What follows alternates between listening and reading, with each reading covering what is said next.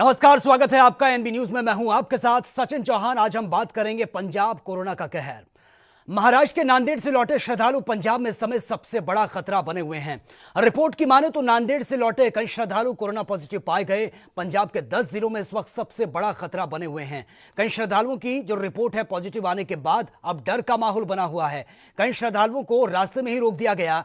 3500 से ज्यादा श्रद्धालु नांदेड़ से लौटे हैं, जिनमें तरन तारण में 15 श्रद्धालु कोरोना पॉजिटिव पाए गए। वहीं अमृतसर में 11 श्रद्धालु कोरोना पॉजिटिव पाए गए हैं।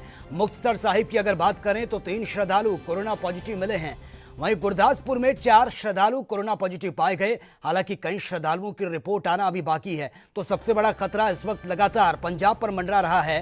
जो श्रद्धालु हैं उनकी रिपोर्ट जो सामने आ रही है पॉजिटिव आने के बाद, अब सबसे बड़ा संकट पंजाब पर है। सबसे बड़ी चुनौती है कि कैसे अब इस चुनौती से पार पाना होगा। अभी तक सब कुछ बैलेंस होकर चल रहा था। पंजाब सरकार की तारीफ हो रही थी क्योंकि लॉकडाउन था, बहुत अच्छे से सब कुछ मैनेज हो रहा था। लेकिन ये श्रद्धालु जो भारी तादाद में महाराष्ट्र के नांदेड़ से पंजाब लौटे हैं और उसके बाद जब इनकी रिपोर्ट सामने आई, डराने वाली रिपोर्ट सामने आई है। नांदेड़ से लौटे कई श्रद्धालु पॉजिटिव पाए गए हैं। सबसे बड़ी समस्या अब उन जिलों में है जहां तक ये श्रद्धालु पहुंचे हैं।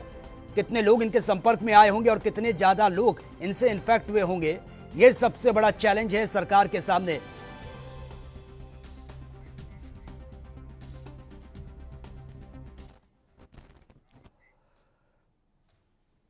श्रद्धालुओं से भरी 6 बसों को अमृतसर में एंटर होने से पहले ही रोक दिया गया। श्रद्धालु बेहद परेशान है। क्या कुछ उनकी प्रतिक्रिया सामने आ रही है, वो भी सुन लेते हैं। ਜ਼ਿਲ੍ਹਾ ਸਾਡਾ ਅੰਮ੍ਰਿਤਸਰ ਆ, ਤਹਿਸੀਲ ਅਜਨਾਲਾ ਆ ਤੇ ਪਿੰਡ ਮੇਰਾ ਸਰੰਗਦੇਵ ਹੈ ਜੀ। ਕੀ ਪ੍ਰੋਬਲਮ ਸਾਨੂੰ ਇਹ ਹੈ ਕਿ ਅਸੀਂ ਉੱਥੇ ਰਾਜੀ ਖੁਸ਼ੀ ਦੀ ਸੇਵਾ ਕਰਨ ਅਸੀਂ ਗਏ ਸੀ ਹਜੂਰ ਸਾਹਿਬ ਸੱਚਖੰਡ। ਸਾਨੂੰ ਉੱਥੇ ਕੋਈ ਵੀ ਦਿੱਕਤ ਨਹੀਂ ਆਈ ਤੇ ਜਦੋਂ ਤੇ ਅਸੀਂ ਪੰਜਾਬ ਤੇ ਵੜ ਗਏ ਆ, ਉਹਨਾਂ ਇਹਨਾਂ ਦੀ ਕੋਈ ਰਿਸਪੌਂਸਿਬਿਲਟੀ ਨਹੀਂ ਹੈਗੀ। ਸਾਨੂੰ 14 ਘੰਟੇ ਹੋ ਗਏ ਹਨ ਗੱਡੀਆਂ 'ਚ ਬੈਠੇ। 4 ਦਿਨ ਹੋ ਗਿਆ ਸਾਡੇ ਕਿਤੇ ਪੈਰ ਨਹੀਂ ਸਿੱਧੇ ਹੋਣ ਦੇ। ਚਾਹ ਪੀਣ ਨੂੰ ਮੁਸ਼ਕਲਾਂ ਭਾਈ ਆਉਂਦਿਆਂ ਆਈਆਂ ਵਾ ਵੀ ਗੱਡੀ ਤੇ ਬੈਠੇ ਆ। 14 ਘੰਟੇ ਸਾਨੂੰ ਉੱਥੇ 14-13 ਘੰਟੇ ਹੋ ਗਏ ਬੈਠਿਆਂ ਨੂੰ। ਲੱਤਾਂ ਸਿੱਧੀਆਂ ਨਹੀਂ ਹੋਣੀਆਂ। ਲੱਤਾਂ ਦੇ ਵੇਖੋ ਮੇਰੇ ਸੋਜਾਂ ਪਈਆਂ ਪੈਰਾਂ ਦੇ। ਉਦਾਂ ਵੀ ਕੋਈ ਸਾਨੂੰ ਚਾਹ ਨਹੀਂ ਮਿਲੀ ਰਾਹ 'ਚ। ਰੋਟੀ ਪਾਣੀ ਚਲੋ ਮਿਲਿਆ, ਉਹ 2-3 ਜਗ੍ਹਾ ਮਿਲਿਆ, ਉਹ ਵੀ ਬਾਬਿਆਂ ਦਾ ਇੰਤਜ਼ਾਮ ਹੈਗਾ ਸੀ। ਠੀਕ ਆ। ਦੂਜੀ ਗੱਲ ਇਹ ਆ ਵੀ ਇਹਨਾਂ ਨੇ ਆਖਿਆ ਘਰ ਛੱਡ ਕੇ ਆਵਾਂਗੇ। ਹੁਣ ਇਹਨਾਂ ਕੋਲ ਇੱਥੇ ਰਹਿਣ ਨੂੰ ਕੋਈ ਜਗ੍ਹਾ ਨਹੀਂ ਹੈਗੀ ਤੇ ਸਾਨੂੰ ਧੱਕੇ ਨਾਲ ਵੜਨ ਡਏ ਆ। ਜਦੋਂ ਸਾਨੂੰ ਘਰੋਂ ਕਰੀ ਤੁਹਾਡੀ ਸਕੈਨਿੰਗ ਵਗੈਰਾ ਕੋਈ ਟੈਸਟ ਵਗੈਰਾ ਹੋਏ ਅੰਮ੍ਰਿਤਸਰ ਐਂਟਰ ਹੋਏ ਕੁਝ ਇੱਥੇ ਆਈ ਕੋਈ ਟੀਮ ਨਾ ਕੋਈ ਟੀਮ ਨਹੀਂ ਆਈ। ਤਾਂ ਹੁਣ ਤੁਹਾਨੂੰ ਕਿਉਂ ਰੋਕਿਆ ਜਾ ਰਿਹਾ? ਸਾਨੂੰ ਇਹੀ ਪੁੱਛਣ ਡਏ ਆ। ਸਾਨੂੰ ਤੇ ਬੱਸ ਤੋਂ ਬਾਹਰ ਨਹੀਂ ਨਿਕਲਣ ਦੇਣ ਡਏ। ਤਾਂ ਕੀ ਪ੍ਰਸ਼ਾਸਨ ਕੋਲ ਤੁਸੀਂ ਮੰਗ ਕੀ ਕਰ ਮੰਗ ਇਹੀ ਕਰਦੇ ਵੀ ਸਾਨੂੰ ਸਾਡੇ ਘਰੋਂ ਘਰੀ ਛੱਡਿਆ ਜਾਵੇ। ਜੇ ਬਹੁਤੀ ਗੱਲ ਇਹਨਾਂ ਨੂੰ ਇਹ ਹੈ ਨਾ ਵੀ ਬਿਮਾਰੀ ਇਹਨਾਂ ਨੂੰ ਕੋਈ ਸਾਡਾ ਟੈਸਟ ਕਰ ਲੈਣ। ਜੇ ਸਾਨੂੰ ਹੈਗੀ ਆ ਰੱਖਣ, ਨਹੀਂ ਹੈਗੀ ਤੇ ਫਿਰ ਬੇਵਜ੍ਹਾ ਸਾਨੂੰ ਤੁਹਾਨੂੰ ਇੱਥੇ ਪਹੁੰਚੇ? ਸਾਨੂੰ ਸਾਨੂੰ ਤਾਂ ਸਵੇਰ ਤੇ ਪਹੁੰਚੇ ਅਸੀਂ। ਸਵੇਰ ਦੇ 4-5 ਵਜੇ ਦੇ ਅਸੀਂ ਇੱਥੇ ਪਹੁੰਚੇ 6 ਵਜੇ ਦੇ। ਇੱਕ ਦਿਨ ਆਏ ਹਸੇ ਨਹੀਂ, ਅਸੀਂ ਯਾਤਰਾ ਕਰਨ ਵਾਸਤੇ ਗਏ ਹਾਂ 1.5 ਮਹੀਨੇ ਲਈ। ਸਾਡੀ ਰੋਜ਼ ਉੱਥੇ ਮੈਡੀਕਲ ਹੁੰਦਾ ਰਿਹਾ। ਸਾਨੂੰ ਬੜੀ ਸ਼ਾਂਤੀ ਨਾਲ, ਬੜੇ ਸੁਭਾਅ ਦੇ ਨਾਲ ਰੱਖਿਆ ਗਿਆ। ਉੱਥੇ ਸਾਨੂੰ ਹਰ ਚੀਜ਼ ਸਾਨੂੰ ਮਿਲਦੀ ਰਹੀ ਹੈ। ਇਹਨਾਂ ਬੱਸਾਂ ਘੱਲ ਕੇ ਸਾਨੂੰ ਮੰਗਾ ਕੇ ਸਾਨੂੰ ਪਰੇਸ਼ਾਨ ਕੀਤਾ। 12 ਘੰਟੇ ਅਸੀਂ ਲੇਟ ਹੋ ਗਏ ਇੱਥੇ। ਝੂਠ ਮਾਰ ਕੇ ਇਹਨਾਂ ਨੇ ਸਾਨੂੰ ਲਿਆਂਦਾ ਏ। ਹੁਣ ਨਾ ਕੋਈ, ਜੇ ਇਹਨਾਂ ਦੇ ਕੋਲ ਕੁਛ ਨਹੀਂ, ਸਾਨੂੰ ਗੁਰੂ ਦੇ ਘਰ ਰਹਿਣ ਦਿੰਦੇ।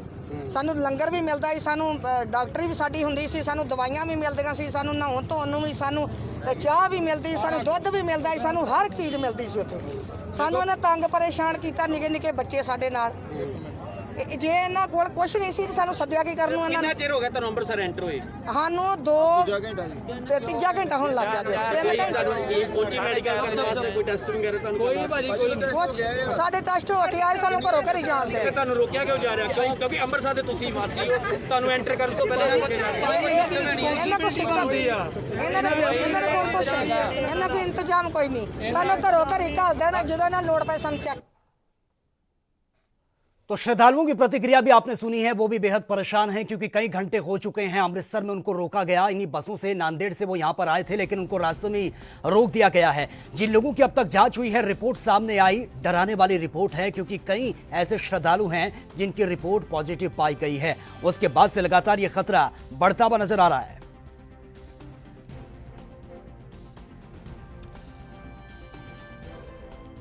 और इस खबर पर ज्यादा जानकारी के साथ जगतार सिंह भुल्लर जी हैं, एडिटर्स हैं एनबी न्यूज के। सर, जिस तरीके से यह खतरा लगातार बढ़ रहा है, क्योंकि अब तक तो ये लग रहा था कि पंजाब सरकार बहुत अच्छा काम कर रही है, सब कुछ बैलेंस होकर चल रहा था, लेकिन अब श्रद्धालुओं की जो आने का सिलसिला शुरू हुआ और उसके बाद जो उनकी रिपोर्ट सामने आई, अब डराने वाले आंकड़े सामने आ रहे हैं। निश्चित तौर पर देखिए, ये पंजाब के लिए बड़ा सिरदर्दी, एक बड़ी चुनौती बन चुकी। जिस हिसाब से पंजाब में जो श्रद्धालु आए, वो हजूर साहब नतमस्तक होने गए थे, माथा टेकने के बाद जब पंजाब में, तो पंजाब सरकार ने वही गलती कर दी थी। जब पंजाब सरकार लगातार सेंटर सरकार और महाराष्ट्र के सरकार के साथ संपर्क की, तो तभी सरकार को उसी समय उचित कदम उठाने चाहिए थे। उनको बॉर्डर पे ही रोक लेना चाहिए था, वहाँ ही उनको क्वारंटीन, उनका मेडिकल टेस्ट होना चाहिए था, कोरोना टेस्ट होना चाहिए था। लेकिन वो सीधे जो श्रद्धालु अपने घरों में पहुंचे, और उसके बाद जब अब जो हालात है वो पंजाब के बर्निंग कह सकते हैं कि सिचुएशन पे आ चुके। अमृतसर की अगर बात की जाए तो वहाँ 24 मरीज हो चुके, वो सभी के सभी श्रद्धालु है। तरन में 15 केस हो चुके हैं। मोहाली में जो आंकड़ा वो 86 पार कर चुके हैं। जलंधर में 90 के करीब हो चुके। लुधियाना में पेशेंट आ रहे हैं।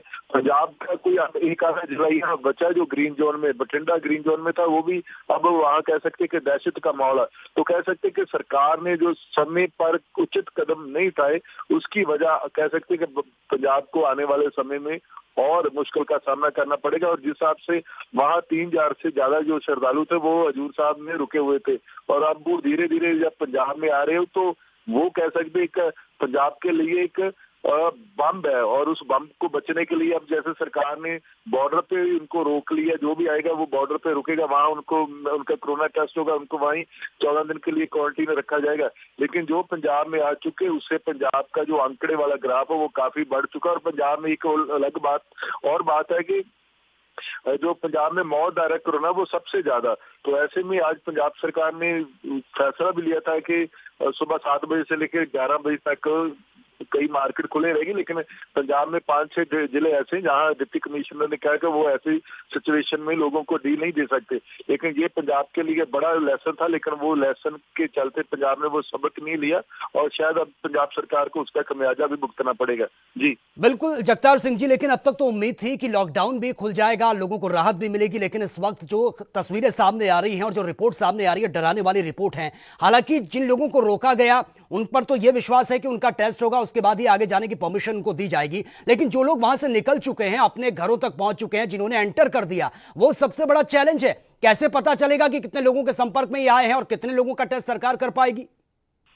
बिल्कुल, देखिए जैसे पहले पंजाब में एनआरआई का मसला था, उसके बाद पूरे देश में जमाती का था, उसी चलते आप कह सकते जो श्रद्धालु है। और सबसे बड़ी बात है कि वो श्रद्धालु जो हजूर साहब में रुके, तो महाराष्ट्र सरकार की भी जिम्मेवारी, वहाँ कैसे कोरोना पहुंचा, जब गुरुद्वारे बंद थे गुरुद्वारे में कैसे कोरोना पहुंच चुका, क्या महाराष्ट्र से किसी लोग वहां पहुंचे थे कि ना, वो लोग कैसे वहां अफेक्टेड में आके अब जिनकी रिपोर्ट पॉजिटिव आ रही है। तो ये लगता है कि कहीं ना कहीं महाराष्ट्र सरकार की भी गलती हो सकती है, लेकिन ज्यादा गलती सरकार की माना जा सकता है। जब आपको पता कि वहां से श्रद्धालु जो वहां रुके हुए थे वो पंजाब आ रहे, तो उनका पहले ही क्यों टेस्ट नहीं लेगा, उनको बॉर्डर पर क्यों नहीं रोका गया। हालांकि पंजाब सरकार की तरफ से बसों का इंतजाम किया गया, लेकिन महाराष्ट्र में श्रोमणी अकाली दल ने क्लेम किया था कि वहां उनका जो श्रोमणी अकाली दल का विंग था, सेल था, 15 बसों का प्रबंध किया गया था, और एक जो ड्राइवर था वो पॉजिटिव पाया गया। तो ऐसे में कह सकते हैं कि पंजाब में क्रेडिट वार के चक्कर में, पॉलिटिक्स चक्कर में श्रोमणी अकाली दल और जो पंजाब की सत्ताधार है जो कांग्रेस पार्टियां, वहां क्रेडिट वार के चलते पंजाब को उस स्टेज जिस स्टेज पे अब पंजाब को जाना मुश्किल होगा। जिस हिसाब से लगातार आंकड़ा 380 में कोरोना के मरीज हो चुके, तो ये गिनती बढ़ सकती है, क्योंकि जो भी श्रद्धालु अपने घर आया था, अपने गांव आया था, तो वो अगले दिन कई साथ निश्चित तौर पे लाजमी तौर पे मिला होगा, और जिसको मिला होगा वो एक लंबी चेन बन जाएगी। तो ये पंजाब के लिए सिरदर्दी है, एक जो पंजाब सरकार की गलती। लगातार खबरें सामने आ रही है, क्योंकि हम देख रहे हैं कि महाराष्ट्र इस वक्त नंबर 1 पर चल रहा है, बहुत तेजी से ग्राफ महाराष्ट्र का बढ़ रहा है। बाकी राज्यों की कंपेयर में हम देखें, उसके बावजूद भी, ये जानने के बावजूद कि महाराष्ट्र में कोरोना वायरस बहुत तेजी से, बहुत रफ्तार से अपने पैर पसार रहा है, वहां से महाराष्ट्र के नांदेड़ से अगर श्रद्धालु पंजाब में एंटर करेंगे तो वो कितना बड़ा खतरा हो सकते हैं। यानी कि पहली लापरवाही ये बढ़ती गई कि जो बसें वहां पर भेजी उनको लाने के लिए, कैसे उनको अंदर एंट्री दे दी, उसके बाद उनको रोका नहीं गया, वो अपने घरों तक पहुंच जाते हैं, उसके बाद ये पता चलता है जब रिपोर्ट सामने आती है कि कितना बड़ा खतरा है। बिल्कुल, देखिए सबसे बड़े महाराष्ट्र सबसे हिट था देश में, उसके बाद दिल्ली है, लेकिन वो नंदेड़ साहब महाराष्ट्र का हिस्सा, वहाँ जो कोई पॉजिटिव बंदा गया के बारे में तो उसके चलते सभी लोगों को पीड़ित पाए गए। लेकिन पंजाब सरकार की लापरवाही है कि जब आपके ऊपर पॉलिटिक्स का दबाव था, आपको अकाली दल आपके ऊपर प्रेशर डाल रहा था, आपके जो एमएलए वो प्रेशर डाल रहे थे कि उनके क्षेत्र के लोग वहां फंसे हुए हैं, तो लेकिन आपको एहतियात बरतनी चाहिए थी। आपको सबसे पहला जैसे बॉर्डर है, आपको हरियाणा बॉर्डर पड़ता है, आपको राजस्थान बॉर्डर पड़ता है, जो भी आपने रूट बनाया गया था वहीं आपको चेकिंग होनी चाहिए थी, वहीं आपके टेस्ट होने चाहिए थे, वहीं आपके जो आइसोलेशन आपने सेंटर बनाए अगर पॉजिटिव हो चुके उसके आगे करियर ना बने, उसके आगे चैन ना बने। तो ये कह सकते हैं कि जिला प्रशासन की गलती है, सरकार की गलती है और सरकार को मारनी पड़ेगी। और जिस हिसाब से पंजाब में आंकड़ा लगातार तेजी से बढ़ रहा है तो ये पंजाब के लिए खतरे की घंटी है जी। लेकिन इससे पहले हमने उस घटना से भी सबक नहीं सीखा जब दिल्ली में इतना बड़ा मरकज से जो जमाती निकले थे और जब वो अलग अलग जिलों में पहुंचे तो वहां पर कितनी तेजी से आंकड़ा बढ़ा। और कुछ इसी तरीके की यह घटना भी सामने आ रही है जो नांदेड़ से श्रद्धालु पंजाब में जो एंटर कर रहे हैं, क्योंकि हालांकि फर्क सिर्फ इतना है कि जो जमाती हैं वो कॉपरेट नहीं कर रहे थे, जो श्रद्धालु हैं वो पूरा सहयोग करने के लिए तैयार हैं। लेकिन सवाल यह है कि उस घटना को देखने के बाद, जानने के बावजूद भी कैसे पंजाब सरकार इतनी बड़ी लापरवाही बरत सकती है। देखिए, अगर इसमें कोई आपको समर्थन कह सकते हैं कि वो अलग बात है, लेकिन सबसे बड़ा कि उस समय जो जमात थी तभी भी दिल्ली सरकार की गलती थी, गवर्नमेंट ऑफ इंडिया की गलती थी। तो आज अगर हम श्रद्धालुओं की बात करें तो सरकार की भी गलती है, सेंटर सरकार की भी गलती है और पंजाब सरकार की गलती है। जो लोग श्रद्धालु है जहाँ भी रुके उनका सबसे पहले वहाँ उनका कोरोना टेस्ट होना चाहिए था, उसके बाद उनको आगे मूव करने की इजाजत देनी चाहिए थी।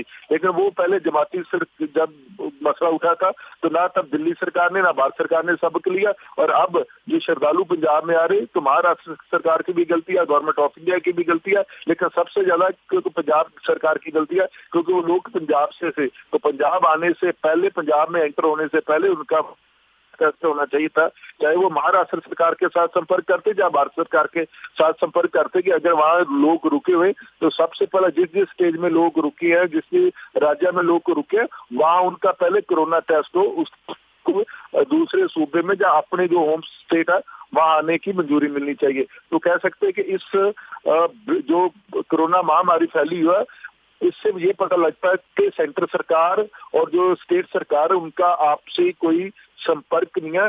इसी चलते चाहे जमाती हो चाहे सिख श्रद्धालु हो, ये सेंटर सरकार की भी गलती है, अलग अलग सरकार, और खास करके अगर पंजाब सरकार की बात करो तो पंजाब सरकार लगातार सेंटर सरकार के साथ संपर्क थी, महाराष्ट्र सरकार फर्क थी, तो तभी उनको उचित कदम उठाने चाहिए थे। जो आइसोलेशन सेंटर बनाए गए, सबसे पहले जो भी लोग आता वहाँ उनका टेस्ट होता, लेकिन अब सरकार ने बाद में जब गलती हो चुकी, जब इतनी बड़ी लापरवाही, जब पंजाब में केस तेजी से बढ़े, तब कैप्टन सरकार ने जो भी पंजाब में आएगा चाहे वो श्रद्धालु हो चाहे वो बड़ी लापरवाही ये सामने आई है क्योंकि जो कोऑर्डिनेशन था वो नहीं हो पाया और अब आम लोगों को भुगतना पड़ रहा है, क्योंकि अभी तो ये शुरुआत है, आने वाले वक्त में कितने केस सामने आएंगे जो पॉजिटिव हो सकते हैं, बहुत बड़ा ये खतरा है। चलिए, बहुत बहुत शुक्रिया सर आपका इस तमाम जानकारी के लिए।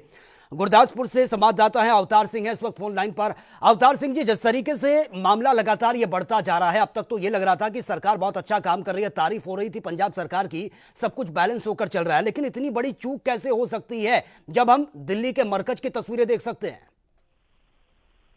जी, मैं आपको बता दूं कि गुरदासपुर की बात करें तो गुरदासपुर में पहले एक ही मामला पॉजिटिव आया था जिसकी वो मौत हो चुकी थी, तो लेकिन अब तक लगातार जो मामले हैं वो बढ़ते हुए नजर आ रहे हैं। गुरदासपुर की बात करें तो गुरदासपुर में नए जो 3 मामले हैं वो सामने आ चुके हैं। तो आपको बता दूं कि ये जो संगत थी वो जो गुरुद्वारा श्री हजूर साहब में गई हुई थी, उनको कल 2 दिन पहले ही वापस बुलाया गया था। यहाँ पर प्रशासन की हाजिरी में उन्हें यहाँ पर लाया गया था, जहाँ उनको उनके सैंपल लिए गए थे। 42 जो लोग थे जो गुरदासपुर से संबंधित थे, तो उनके सैंपल लिए गए हैं। सैंपलों में 3 जो लोग हैं वो पॉजिटिव आ चुके हैं, जिनमें से एक बच्चा भी है 18 साल का और एक महिला है और एक आदमी है। तो फिलहाल इनको आइसोलेशन किया गया है, इनकी जांच की जा रही है। जी ठीक है अवतार सिंह जी, आप बने रहिए हमारे साथ। फिलहाल वक्त एक छोटे से ब्रेक का है, जल्द लौटते हैं।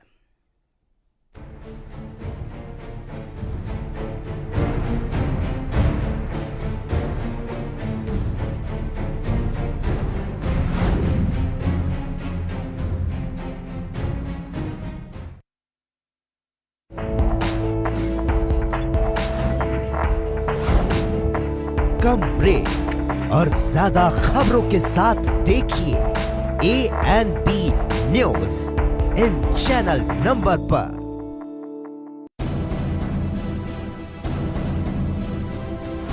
हर खबर का मतलब अहम खबर नहीं, तभी हम दिखाते हैं जनता का मुद्दा।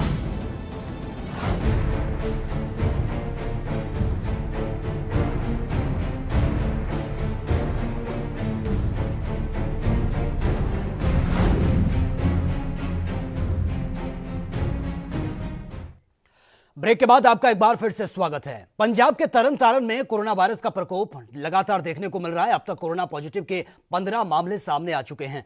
आपको बता दें कि सचखंड श्री हजूर साहिब से ये श्रद्धालु वापस लौटे थे, जिसको लेकर अब ये खतरा लगातार बढ़ता जा रहा है। ਤਰਨਤਾਰਨ ਜ਼ਿਲ੍ਹੇ ਵਿੱਚ 7 ਮਾਮਲੇ ਜਿਹੜੇ ਆ ਹੋਰ ਜਿਹੜੇ ਕੋਰੋਨਾ ਪੋਜ਼ਿਟਿਵ ਆਏ ਆ, ਜਿਨ੍ਹਾਂ ਚੋਂ ਇੱਕ ਸੁਰ ਸਿੰਘ ਦਾ ਹੈ, ਇੱਕ ਆਪਣਾ ਸ਼ਿਸ਼ਰੇਵਾਲ ਦਾ, ਇੱਕ ਠੱਠਾ ਪਿੰਡ ਦਾ ਤੇ 3 ਜਿਹੜੇ ਹੈਗੇ ਆ ਆਪਣੇ ਪੱਟੀ ਦੇ ਹੈਗੇ।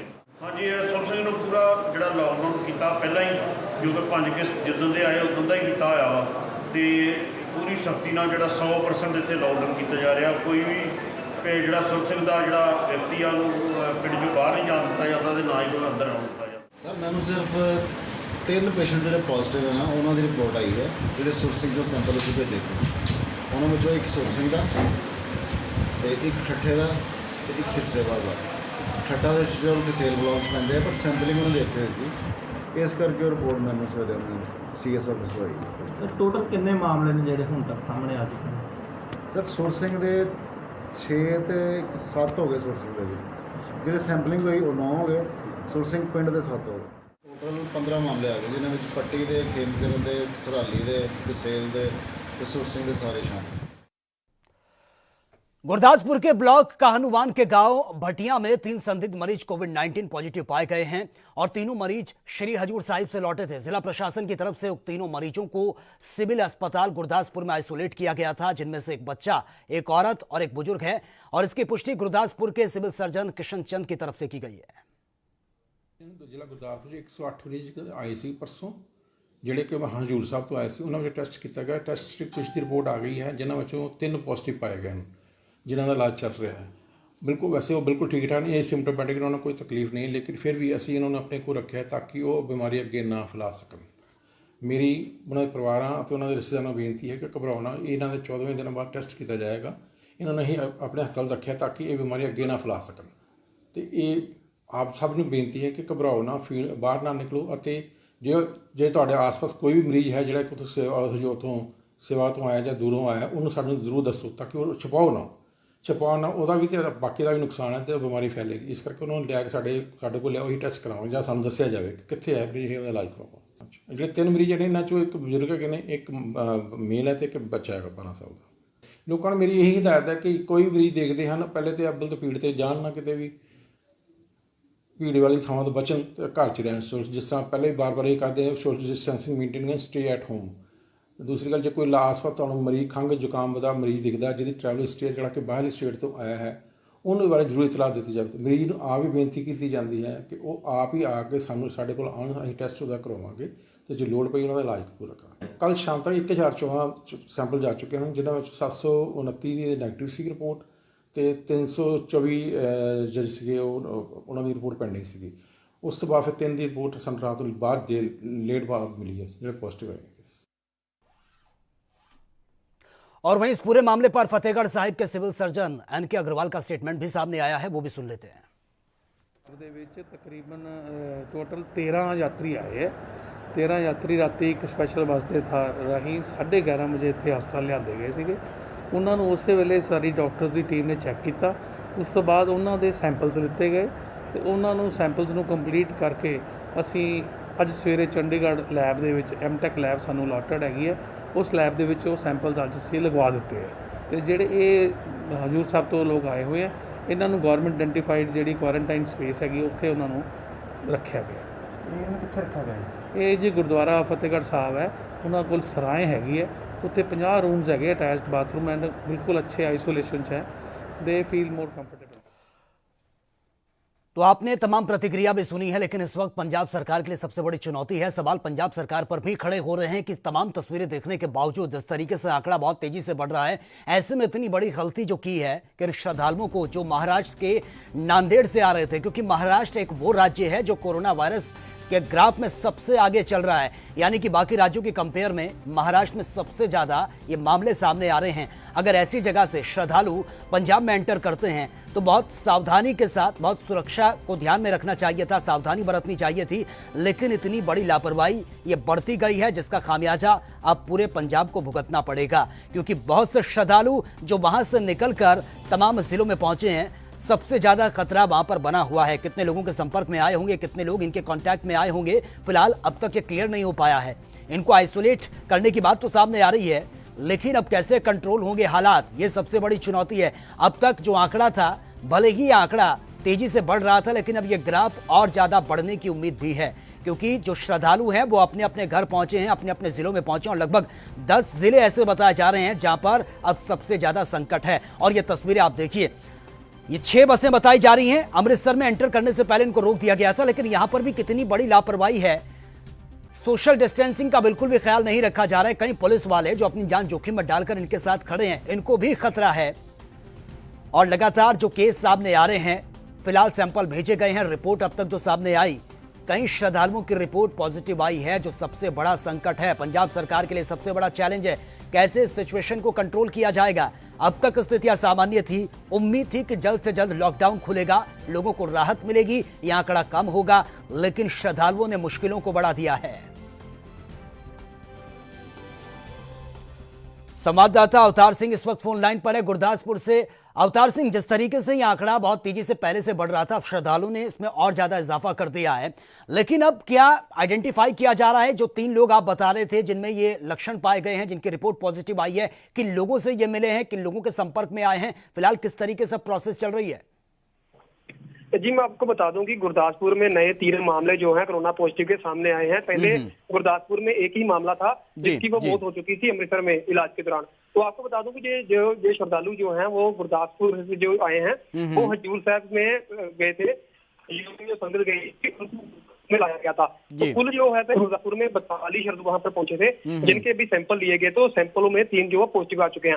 तो इसको लेकर आपको बता दूं कि जो सिविल प्रशासन है, जो सेहत विभाग है, लगातार इनको आइसोलेशन कर रहा है, इनकी स्क्रीनिंग कर रहा है कि ये किस किसके संपर्क में आए थे, तो इसकी पूरी जांच जो है वो की जा रही है। तो लेकिन आपको बड़ा मामला जो गुरदासपुर में यही है कि गुरदासपुर में पहले एक मामला था, लेकिन जो मामला जो है लगातार बढ़ते जा रहे हैं। जी चलिए अवतार सिंह, बहुत बहुत शुक्रिया फिलहाल आपका तमाम जानकारी के लिए। नरेंद्र सिंह है तरन तारण से संवाददाता।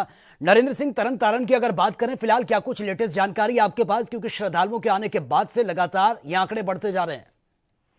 जी, बताना चाहूंगा कि जो श्रद्धालु सचखंड हजूर साहब से आ रहे हैं, उनकी गिनती जो तरन में मरीजों की है कोरोना के चलते, वो बढ़ रही है। पहले जो 7 केस थे, एक अलग से केस था, कुल 8 केस चल रहे थे, लेकिन आज 7 नए मामले सामने आने से इनकी गिनती जो बढ़ के 15 हो गई है तरन में।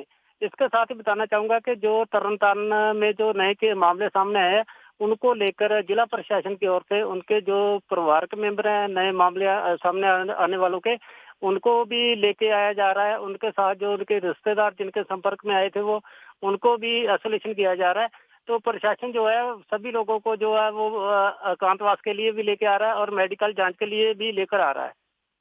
बिल्कुल, लेकिन नरेंद्र सिंह, जिस तरीके से ये मामला बढ़ा है, आप बता रहे हैं कि शुरुआत में आंकड़े बहुत कम थे, लेकिन अब ये संख्या 15 तक पहुंच चुकी है, और अभी तो सस्पेक्टेड हैं, जिन लोगों से ये मिले होंगे उनके परिवार के जो फैमिली मेंबर्स हैं, उनका भी आपने जिक्र किया है। अब क्या आपको लगता है कि कैसे इस पर कंट्रोल पाया जाएगा? क्या कुछ एहतियात बरते जा रहे हैं? जी, प्रशासन तो उनका जो लेके आ रहा है, उनको आइसोलेशन किया जा रहा है, उनका जो मेडिकल टेस्ट जो करके भेजे जा रहे हैं, आंकड़े दिन ब दिन बढ़ते जा रहे हैं। ये एक बड़ा चिंता का विषय है।